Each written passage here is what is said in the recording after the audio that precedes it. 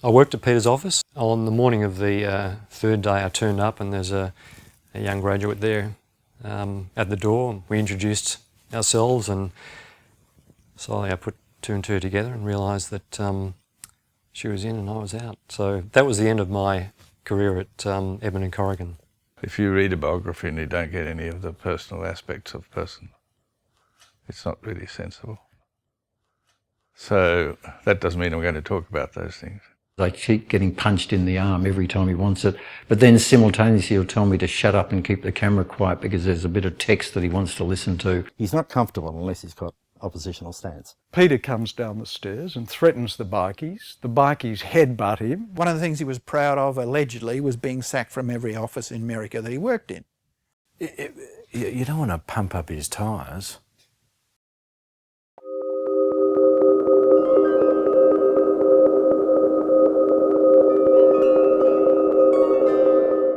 I was still a student when we first met, and we had a brief affair, and then he left for America. And he came back 7, 8 years later, and he broke up my marriage and we started Edmond and Corrigan. Peter Corrigan was training as an architect in the early 60s, and he very rapidly drew into his study of architecture the thinking and the critique of Robin Boyd, Barry Humphries, and arguably to artists such as John Brack and their analyses of Australia through those very nervous suburban couples cruising by as if imprisoned in their Triumph Mayflower, going for the Sunday spin. When I was working with Boyd, he was editor of Architecture Australia, and he had invited Peter Corrigan, whom he'd met, to give him some information back from what was happening on the New York scene. And he wrote a very good piece about the Venturis, and I think Boyd was very conscious of this. Boyd was no fool. He knew that the limits of his version of the suburban ugliness had pretty well been redefined in America. At that time, I was working in the office. I was in charge of the Neptune's Fishbowl, which was a classic anti-Boyd building. But it was to do with his idea of what he'd learnt in Expo in Japan and how he wanted to apply the pop idea to Melbourne, to this particular venue. Peter Corrigan worked with Louis Kahn on the design of a high school which had been proposed for the inner suburbs of New Haven, Connecticut. He was hanging out in the late 60s, early 70s in New York, and he came across the avant-garde work of the time. So that would be the early Robert Wilson pieces, the Worcester Group, the great experimental sort of period of the American theatre avant-garde, and it's never been quite the same. So to be there at that time would have been so instrumental, particularly also going up to Yale. At Yale, the theatre school at that time was right at the cutting edge, the kind of contest theatre should have with the contemporary. And he would have been totally abreast of all of that. I went to New York for a week, and that's where I met Peter. In the end, when I left, I took away a bundle of drawings that he had of theatre works, caricatures and things like that. He was invited out of that to come back and design Don Giovanni for the Australian Opera. He arrived back, designed this fabulous all-pink set. It wasn't until about a year later that I got a call from Peter about coming to RMIT. I remember going to RMIT and seeing an article on the wall about this punk architect, which was Peter. And then I think it was a couple of years later that those beautiful drawings by Robert Pierce came out, and they're all this sort of punk ethos with Peter's buildings as this sort of amazing backdrop. And Corrigan ran the theory course and the history course that was there. And Graeme Gunn facilitated this, the two of them working catalytically together. I think what Peter brought back to Melbourne when he returned from New York was an intellectual approach to architecture, which gave us connections to international architectural ideas. To me, it was an intellectual attitude, not so much a stylistic approach to architecture, that had the impact. It was Peter that introduced me to Monday and McDougall. They were looking for jobs. They wanted to use the faculty there as the basis for transitions. I said, we don't have money for that. So what we'll do is put you on both on half-time contracts, but you do full-time transition. So that was another thing that was frowned on by RMIT, had they really known about it. Without Peter, you know, transition would have been pretty shaky and maybe quite short-lived. I guess I knew him through Transition magazine.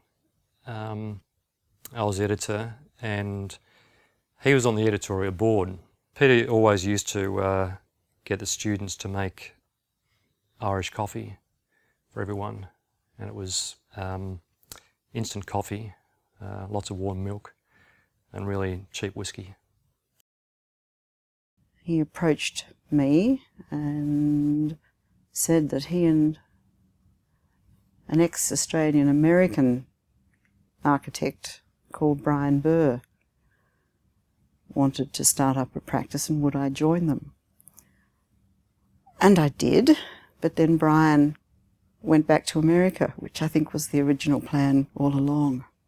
So I felt rather hoodwinked into joining Edmond and Corrigan, but I quickly forgot about it.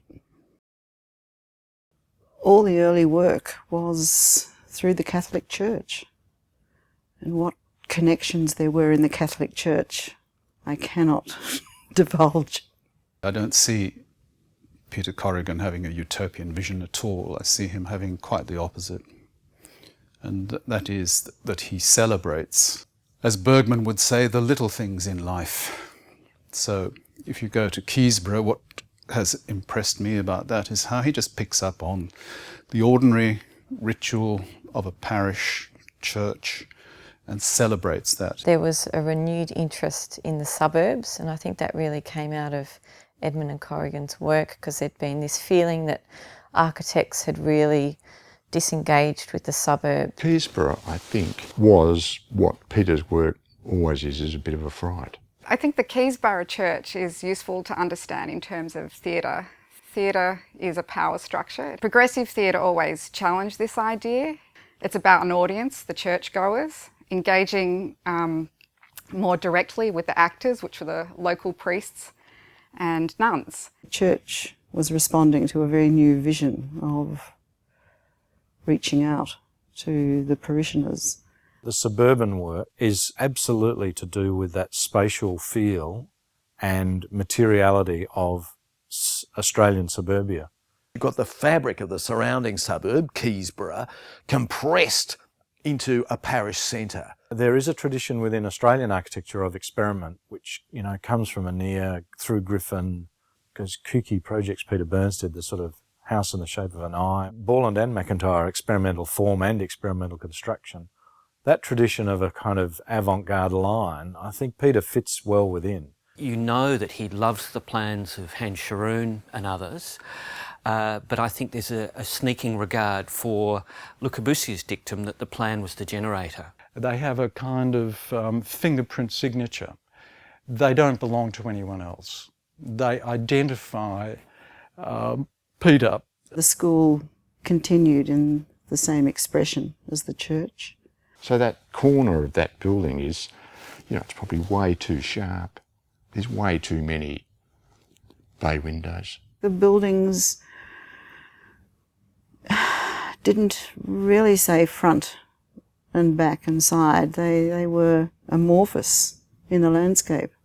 The school comes to a sharp, stepped point. It seems an inheritance of Mies's crystalline towers for his Friedrichstrasse development in Berlin in 1920. I find Peter's work hard to find its derivations other than in some stylistic links to German expressionism, or what, particularly from that period, and Scharoun's sort of serrated plan forms. I mean, there were sort of techniques of collage, techniques that you understood through understanding art history, which you hadn't seen employed in a building. I didn't imagine could be used in building techniques. With Keysborough, it's much more like fabric, you know, things are stitched into each other. The colours were much more vibrant and dealt with clashing of pattern and clashing of colour and that sort of thing, which I think, you know, people really hadn't. You know, even if you look at patterning in the past, it wasn't the same as Edmond and Corrigan's work. Probably too many references, although, again, you're not quite you're not quite sure, you know, what those references are. But he's certainly not just pointing down the street.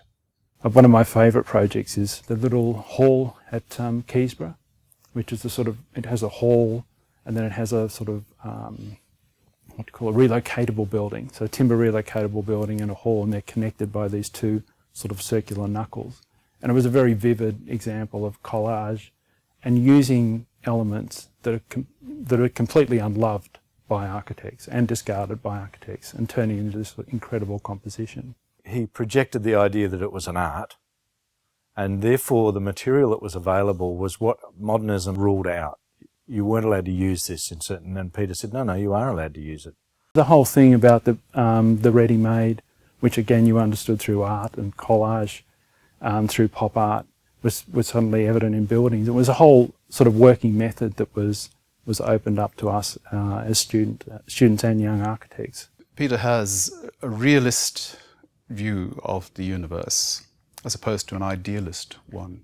I mean, he sees the universe as fundamentally in a mess, and the role of the architect, the role of any thinking, creative being, is to actually shine a torch out into that dark mess and try and make something good out of what shows up in that torchlight, without ever deluding oneself that what one does is going to change the whole thing. The article that Richard Munday wrote was a seminal piece in Architecture Australia that was entitled Passion in the Suburbs. I think Peter was very, very fond of that article for many, many years afterwards.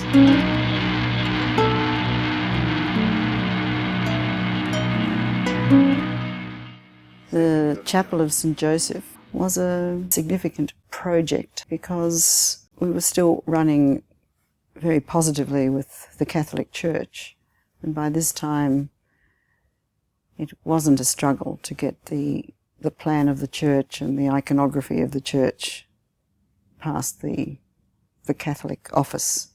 The church had to serve an ageing Catholic parish in the district, and the ramp access became a significant part of the building design. It was like an umbilical cord that stretched from the church proper down to the frontage of the site. St Joseph Box Hill, it's probably his most likeable early work. You look at the plan, you see a kind of baby Jesus, that feels good.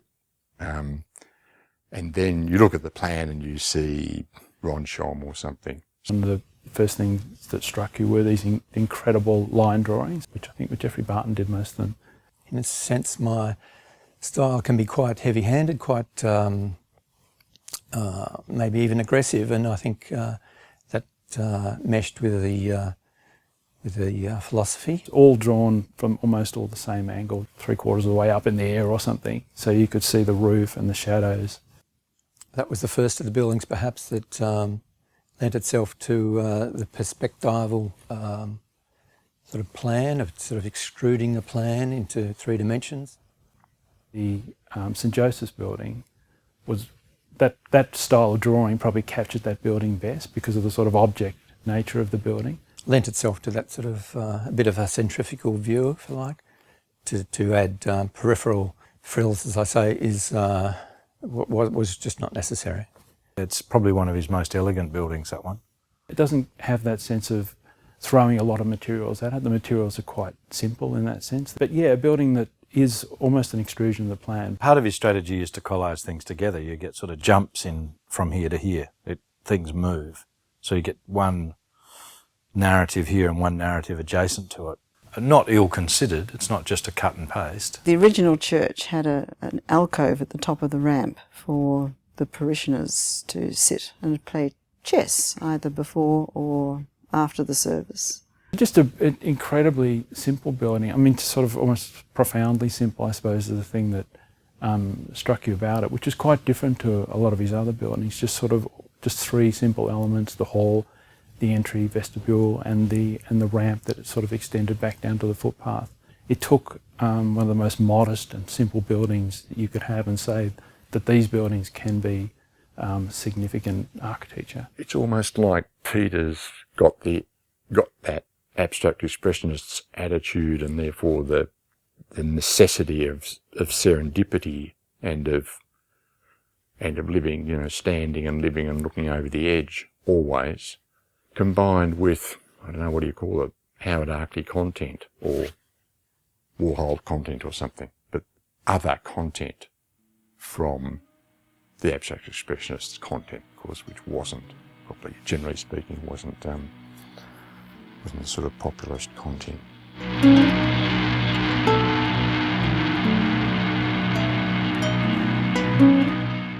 We were students when Peter entered the Parliament House competition, and we were in studio, and he showed us his entry.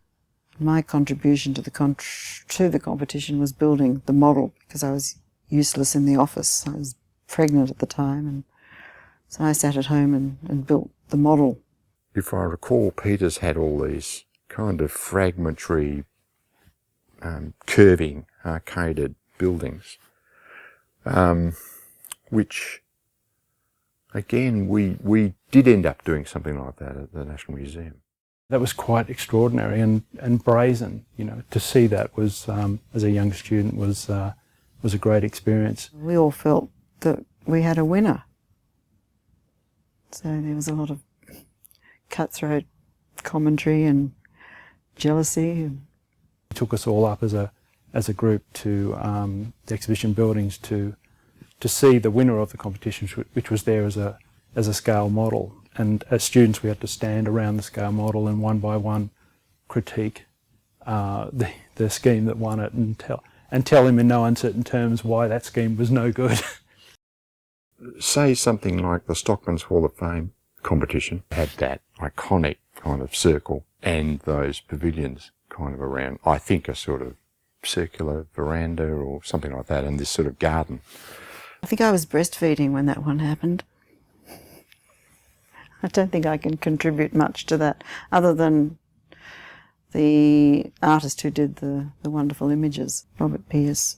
Sort of imagery kind of cracking the traditional way of presenting architecture to a client. In the drawings of Rob Pierce, they enter another realm altogether, and they transform architectural drawings into the realm of potential art. And they were stunning, you know, and they were stunning not only in their drawings, they were stunning in their ideology and sort of, you know, some of the gay imagery of those macho guys. Robert's renders showed three wise men, I think, in the front, or, you know, three cowboys or something, sort of in the front. And then you had, I think it was a building from South Yarra, that octagonal thing down in Commercial Road, sort of one of those, with a funny hat.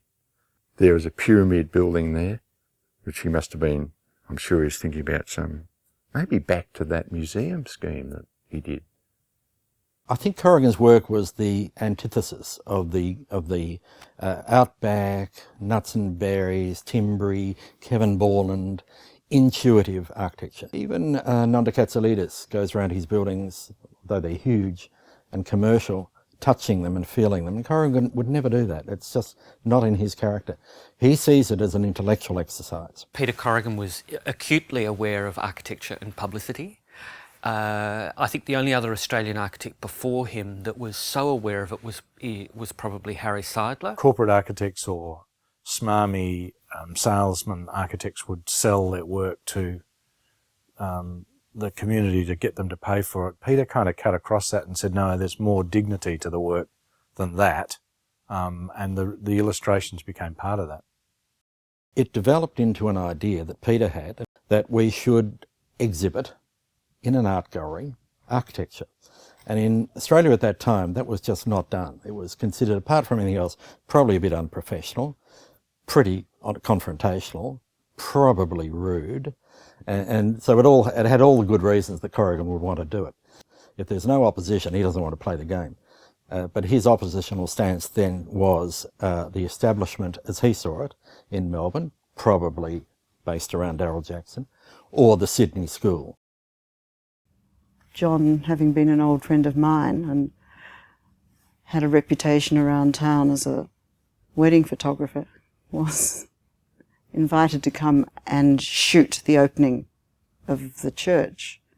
And John came along and shot the day, and when we looked at the proofs, he'd shot it like a wedding. So every shot was a shot of people, groups of people. And the building was just in the background. So it was a while before he did any more work for the office. I got a phone call early one morning from Peter to say that Domus were going to publish his work, but they'd rejected his photographs. I think he'd sent every collection of what he called wedding snaps of his buildings done by students across to Italy, and they'd said, get a professional photographer. And I started with the Box Hill Church. It struck me that although it interrupted the view, the sort of architectural tree that I put right in the middle of it was the key to getting a strong shot, and it also bisected the picture and made the reading of it quite ambivalent. You didn't quite know whether it was a photograph of a tree or a photograph of a church. Peter then asking me to do the Keysborough Church, and he described his understanding of Catholicism was that the priest was a performer on stage and it was theatrical, and in fact the church had been designed with a proscenium arch to hold the altar, and that led to the idea of the priest as a performer on stage. And luckily that priest agreed to stand on the side of the road and be photographed first by flash, and then we put a black plastic garbage bag over his whole body, because in those days without digital it all had to be done in one go. So while we ran around and lit the church with a big mouldable flash gun, the priest had to stand very still with this black garbage bag over him, and it was a credit to his acquiescence that we actually got that shot. The shot of my daughter Polly flying over the building came directly from Peter's name for the building, which was the Freedom Club. And it struck me that flying through the air, like J.M. Barrie's Peter Pan, was the ultimate expression of freedom. I pre-exposed the nighttime shots out at Keysborough and brought that film back to Kew and fed it back through the camera and tried to anticipate where my daughter would be in the frame as I handheld a big 4.5 Linoff, and someone was flashing her flying through the sky. So again, it was done in two parts, but on the single sheet of film, and we got this one perfect frame. I was intrigued that if the photographs were published in Europe, that I could perpetuate the joke that kangaroos still bounded around the suburban streets of Melbourne. And the zoo actually lent me a kangaroo one night to photograph. When he did eventually shoot Keysborough and shot all the other buildings, perhaps he inwardly was making reparation for what he had done. The K Street terrace houses were Peter's answer to an alternative terrace house, a true reflection on what Carlton and the other inner suburbs of Melbourne were about, which was a mixture of migrants who'd made their way into Australia and using horrible wire-cut manganese bricks and having the lemon tree in the front garden and saying that this is also part of the inner city. It's not a tasteful reinterpretation of the terrace house. We were doing Jagged, but Jagged in Athan took on a lot more meaning. I don't understand the Athan house, I don't think. The Athan house is the other project which, when you go and see it in the flesh, it's an absolute stunner. Like, that is, Dr. Caligari makes a nice home in the suburbs. It's again that issue about, oh, for God's sake, if we see another open plan, we'll just spew. It's a plan type that I hadn't seen before. I mean, the two cross axes was maybe something that exists in architectural history, but the way that Peter did it and the way that he elaborated that, I think, is quite original. It's almost like a switchblade, that one, isn't it? Yeah. It's like a Swiss Army knife coming out into the landscape, something like that. You know, because it's got that sort of hinge effect, like the sports hall has. Yes. Plus, it's got the sort of jagged corner, like the school has. Yeah. The sort of Miesian corner. Yes. Do you want me to say that? You can talk about it if you want. I don't mind. It'd be good for someone to point it out besides me. See, I think the thing about houses that, I've got a kind of natural resentment about the house. I can see why it got into the, 20th century great buildings. It's a summation and a kind of masterwork and a sum of elements that have gone before. There are reoccurring themes in the plant types that you see through all the buildings, and they do recall other buildings that you know about as well in an extraordinary way. The way I observed Peter working was quite rigorous. You'd start off with the essential diagram which described the relationships that were required, and then you'd start to work that and work it and work it. It just seems here, perhaps more than anywhere, we so wallow in the house as being what architecture is, rather than really just about everything else is architecture, and the house is kind of, yes, it's one of, sometimes it's architecture too. So I don't know much about, houses.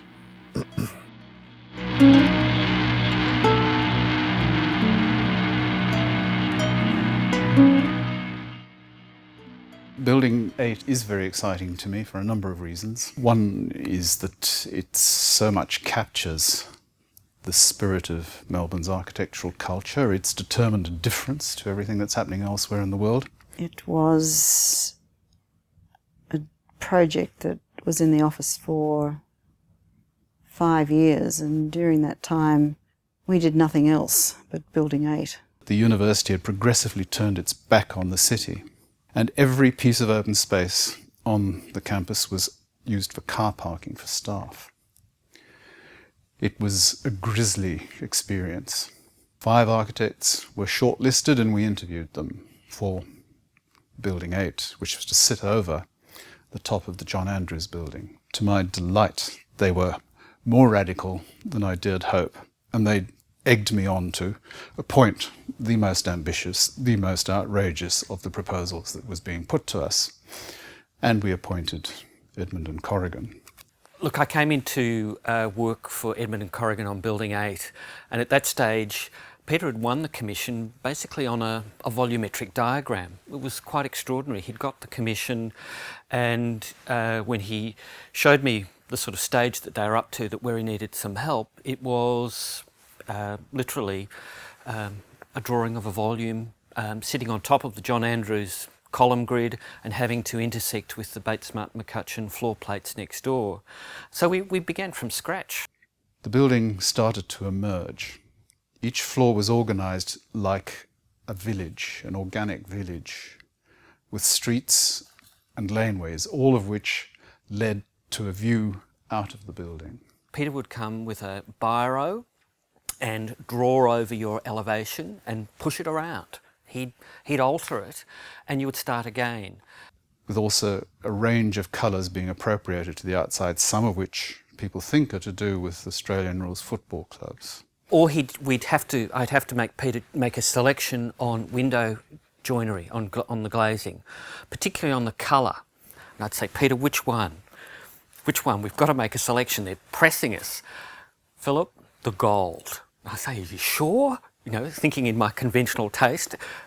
Philip, and it would be hard look at me. Yes, it's the gold. Would see it as a kind of fragment of, the New Jerusalem, the sort of expectation, at the end of Revelation of this glorious city coming down.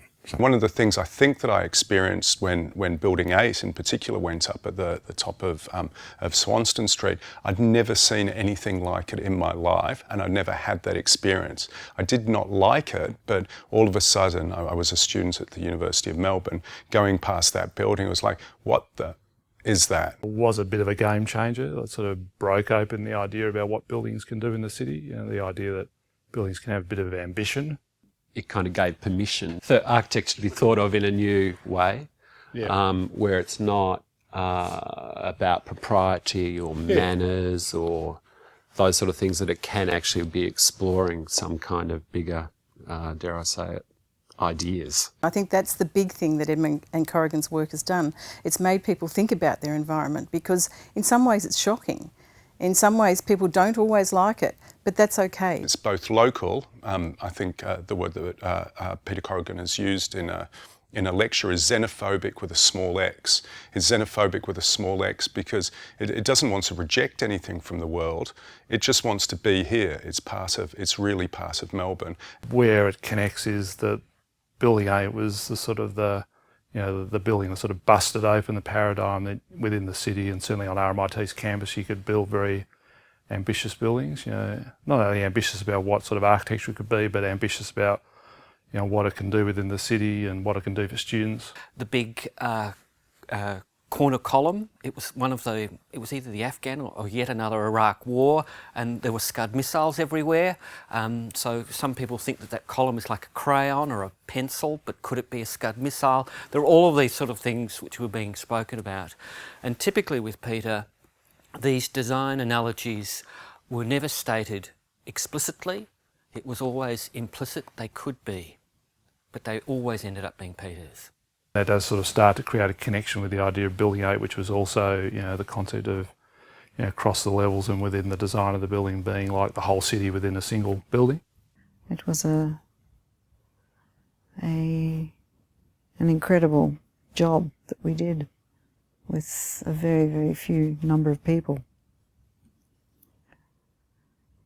And one master designer. Venice Biennale was a future city for 2050, and it was located in the Wimmera in central Victoria. It was a series of large flowers and towers around a sort of garden city plan, and it was to house 50,000 people.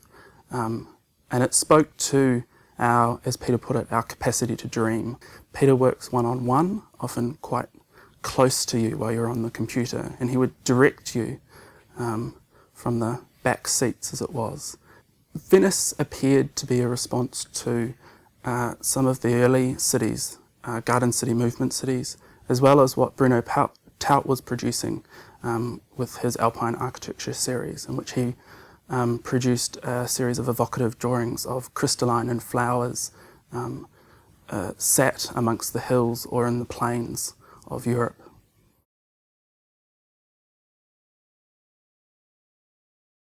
I took him as a tutor in first year, and it was a harrowing experience.